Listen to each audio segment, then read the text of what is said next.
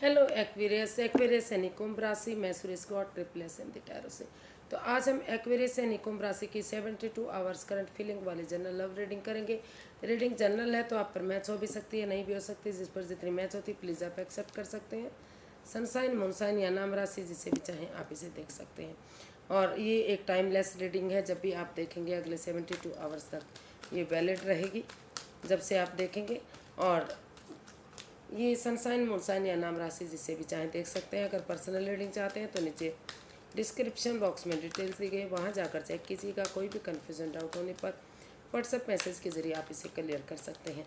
तो इसमें सबसे पहले हम देखेंगे कि जो एक्वेरियस आपके पर्सन है उनकी फीलिंग्स क्या है, फिर आपकी फीलिंग्स देखेंगे आपके पर्सन के प्रति, और अगले 72 आवर्स में आपके पर्सन क्या एक्शन लेंगे, और लास्ट में हम गाइडेंस देखेंगे। तो आइए देखते हैं एरिस के पर्सन की करंट फीलिंग्स क्या है राइट नाउ। एरिस फिलहाल क्या सोच रहे हैं, क्या महसूस कर रहे हैं।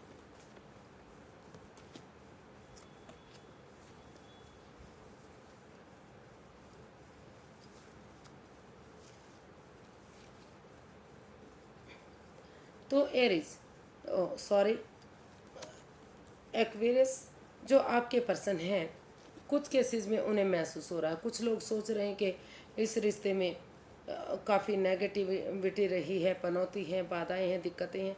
अगर वो इस रिश्ते में बने रहे तो सिचुएशन और भी ख़राब हो सकती है, क्योंकि उनके पार्टनर ने उन्हें दुख दिया है। यानी कि एक्वेरियस की वजह से वो एंजाइटी में है, स्ट्रेस में है, रातों की नींद हराम हो रही है। जिन पर उन्होंने सबसे ज़्यादा भरोसा किया था उन्होंने ही उनकी पीठ में छुरा घोंपा है।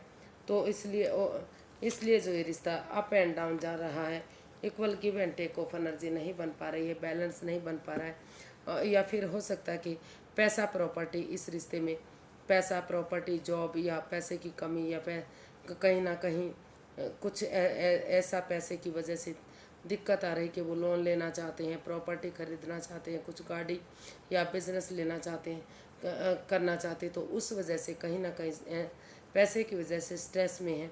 तो इस वजह से उनके बीच में अनबन बनी हुई है। तो उनको लगता है कि अभी फ़िलहाल उन्हें इस रिश्ते से लेट गो कर देना चाहिए, इस रिश्ते से बाहर होना चाहिए, क्योंकि जिस पर उन्होंने यकीन किया, भरोसा किया, उन्होंने ही उनकी पीठ में छुरा घोंपा है। और उन्हें तभी इस रिश्ते में तभी वो अगर पैसे के लिए, प्रॉपर्टी के लिए काम करेंगे तो तभी इसमें equal give and take of energy आएगी, बैलेंस बन पाएगा, स्टेबिलिटी बन पाएगी।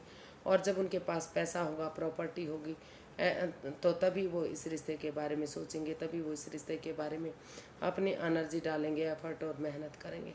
तो अभी फ़िलहाल के लिए उन्हें इस रिश्ते से लेट गो कर देना चाहिए, क्योंकि अभी वो एंजाइटी और स्ट्रेस में है, अभी वो इस रिश्ते को नहीं बढ़ा पाएंगे। तो इसलिए अभी उन्हें अपने पैसे, प्रॉपर्टी पर, उन चीज़ों पर, जॉब, बिजनेस, एडवेंचर पर ध्यान देना चाहिए, ताकि उनकी लाइफ में बैलेंस आ सके, स्टेबिलिटी और खुशहाली आ सके। और लेकिन कुछ केसेस में उनको लग रहा है कि जो भी इस रिश्ते में बाधाएं रही हैं, पनौती रही हैं, दिक्कतें रही हैं, उन्हें उन चीज़ों को लेट गो कर देना चाहिए, उन चीज़ों को छोड़ देना चाहिए जो इस रिश्ते में बैलेंस नहीं बनने दे पा रहे हैं, स्टेबिलिटी नहीं आने दे रहे हैं। तो अगर वो उन चीज़ों को छोड़ देंगे, चाहे वो घर के मेंबर हैं, कोई पड़ोसी है, कोई रिश्तेदार है, कोई जॉब, बिजनेस, करियर है, पैसा है, जो भी चीज़ है जिसकी वजह से इस रिश्ते में परेशानियाँ, दिक्कतें आ रही हैं, तो उन चीज़ों को लेट गो करते हुए, उन चीज़ों को छोड़ते हुए, बजाय के एंजाइटी, स्ट्रेस में रहने के, बजाय के परेशानी और दुविधा में रहने के, इसका हल और सॉल्यूशन निकालेंगे। और अपने जॉब, बिजनेस, एडवेंचर पर ध्यान देते हुए साथ साथ वो अपने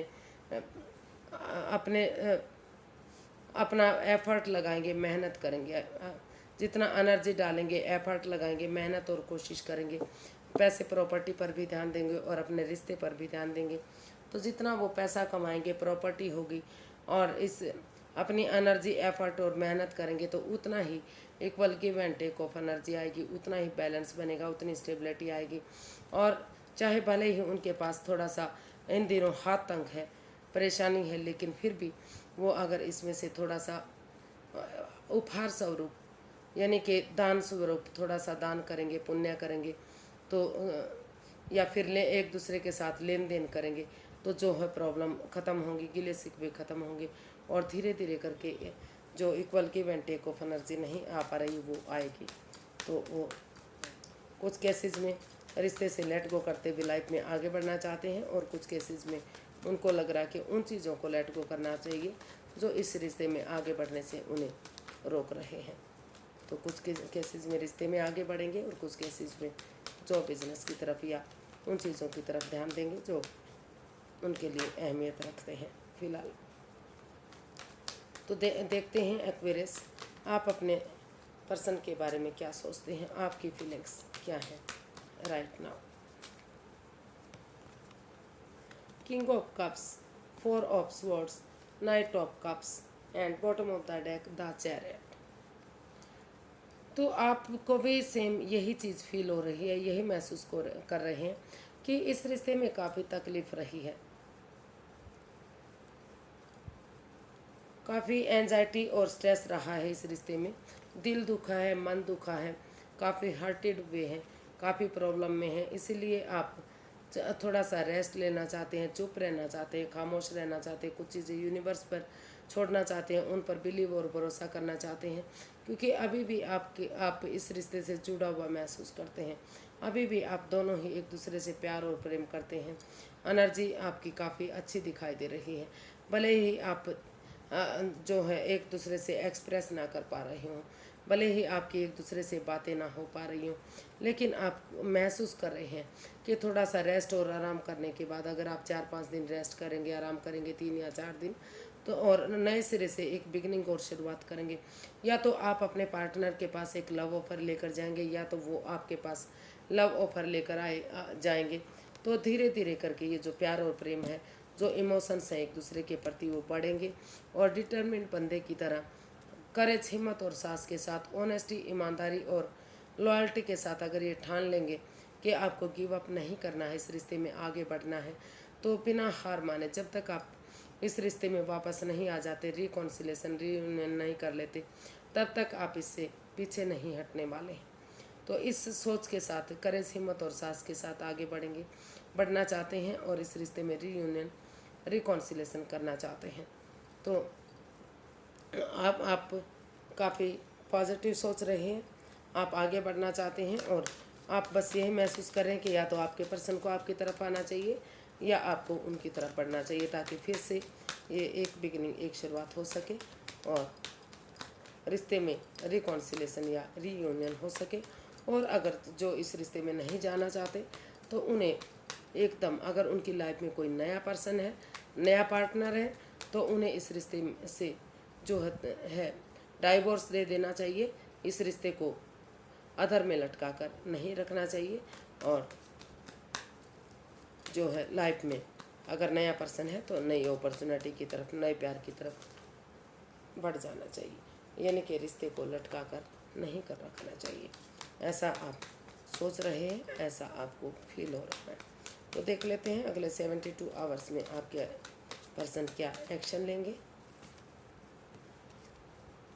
justice, S of wands, queen of swords and 4 of wands. तो एक्वेरियस, आप इस रिश्ते में यही एक्शन लेना चाहते हैं कि इस रिश्ते में कमिटमेंट होनी चाहिए। अगर कमिटमेंट वगैरह होती है और ये डिसाइड कर लेते कि आगे कोई कन्फ्यूज़न, कोई परेशानी, कोई दिक्कत नहीं होगी, घर बनना, घर बसना, स्टेबिलिटी, खुशहाली, नेम और फेम, सारी चीज़ें इस रिश्ते से होंगी, तो आप दोनों पक्षों की बात समझते हुए, डिटेल्स ना रहते हुए, कोल्ड ना रहते हुए, आप सोच रहे हैं, विचार रहे हैं कि इसमें किस तरह से इस रिश्ते में एक्शन लिया जाए और यूनिवर्स जो अपॉर्चुनिटी दे रहे हैं उसको एक्सेप्ट करते हुए एक बिगिनिंग, एक शुरुआत की जाए। तो आप यही एक्शन इसमें लेने वाले हैं कि दोनों पक्षों की बातें सुनते हुए निष्पक्ष भावना से इसमें आप एक बिगिनिंग, एक शुरुआत करेंगे, ताकि धीरे धीरे करके वो बिगिनिंग, वो शुरुआत एक ब्रांड न्यू बिगिनिंग बन सके। और क्योंकि इस समय भाग्य आपके साथ है, लक आपके साथ है, यूनिवर्स जी अच्छे आइडियाज़, अच्छी अपॉर्चुनिटी दे रहे हैं, यूनिवर्स की डिवाइन हाथ आप पर बना हुआ, ब्लेसिंग्स बनी हुई है। तो इसलिए जो आपके पर्सन है वो इसको एक्सेप्ट करते हुए आगे बढ़ना चाहते हैं और वो एक दूसरे से माफ़ी मांगने वाले हैं। वो यही एक्शन लेने वाले हैं कि एक दूसरे से माफ़ी मांगी जाए और उन पुराने गिले शिकवों को, जो भी इस रिश्ते में परेशानी दुख तकलीफ रहा है, उनको भुला दें। चाहे गलती उनसे हुई है या उनके पार्टनर से हुई है, किसी ने भी गलती की है, लेकिन ये ज़रूर ध्यान रखें कि आगे कोई भी इस गलती को ना दोहराए, क्योंकि अगर वो इस गलती को दोहराएंगे तो यूनिवर्सिटी बैकफायर जरूर करेंगे, वो इससे नहीं बच निकलेंगे। तो वो यही इसमें एक्शन चाहते हैं कि एक दूसरे से माफ़ी मांगते हुए आगे कोई भी ऐसी गलती ना करते हुए इस रिश्ते को न्यायप्रिय बनाएं, खुशहाली में तब्दील करें, ताकि इस रिश्ते को जस्टिस मिल सके, न्याय मिल सके और फिर से घर बनना, घर बसना, स्टेबिलिटी, खुशहाली, नेम और फेम, सारी चीज़ें इस रिश्ते से मिल सके। ऐसा वो ये सोचते हुए इसमें वो एक्शन ले रहे हैं। इसमें जस्टिस और न्याय के साथ वो इस रिश्ते को न्यायप्रिय बनाने वाले हैं, यानी कि यही एक्शन वो लेने वाले हैं कि एक दूसरे से बातें करें और इस रिश्ते में को आगे बढ़ाएं, खुशहाली में तब्दील करें, ताकि धीरे धीरे करके वही बिगनिंग, वही शुरुआत एक ब्रांड न्यू बिगनिंग बन जाए। तो देखते हैं यूनिवर्स की तरफ से क्या मैसेज या गाइडेंस है। यूनिवर्स ही गाइड कीजिए प्लीज़, एक्वेरियस पर्सन के लिए क्या मैसेज या गाइडेंस है। 2 of wands, the star, 5 of cups and bottom of the deck, 8 of wands. Universe he guide करना चाहते हैं कि आप अपने आप को इस एंजाइटी, स्ट्रेस से, इस प्रॉब्लम से बाहर निकालें। क्यों जो आप अपने आप को अकेला मान रहे हैं, हेडेक हो चुका है, परेशानी में है, दुविधा में है कि आप अकेले पड़ गए हैं, क्यों आपके साथ ऐसा हुआ है, क्यों आपको धोखा हुआ है, क्यों विड्रॉल हुआ है, क्यों आपकी भावनाओं के साथ खेला गया है। तो अगर आप नज़रें घुमाएंगे अभी भी आपको मदद मिल सकती है।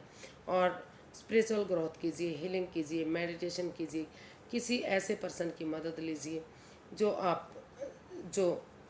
ऑलरेडी इस रिश्ते से वाकिफ़ हैं, यानी कि इस रिश्ते के बारे में पहले से जानते हैं, दोनों तरफ से जानते हैं। तो उनकी मदद के साथ जिसको आप अपना आदर्श मानते हैं, गुरु मानते हैं, तो उसकी मदद लेकर अगर आप एक बिगिनिंग करेंगे, नए सिरे से आगे बढ़ेंगे, तो ये जो मैसेज मिल रहा है, तो वो मैसेज यही होगा कि धीरे धीरे करके आप आगे बढ़ेंगे और फिर से रिश्ता कामयाब होगा। लेकिन उससे आपको दोनों रिश्तों के बीच में क्लैरिटी लाने की ज़रूरत है, क्लियर कट कम्युनिकेशन करने की ज़रूरत है, खुलकर बातें करने की ज़रूरत है।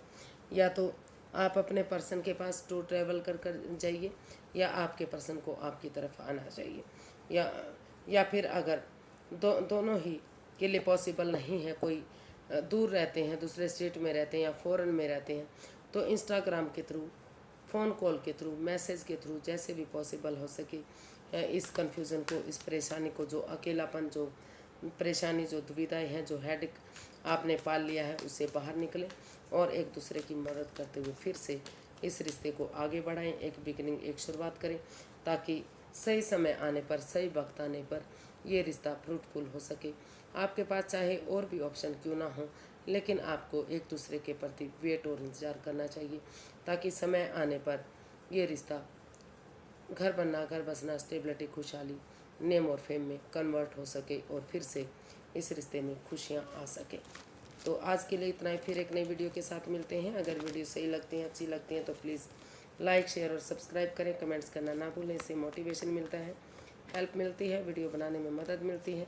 तो फिर नई वीडियो के साथ मिलते हैं, तब तक के लिए हैप्पी रहें, खुश रहें। नमस्ते, थैंक यू सो मच।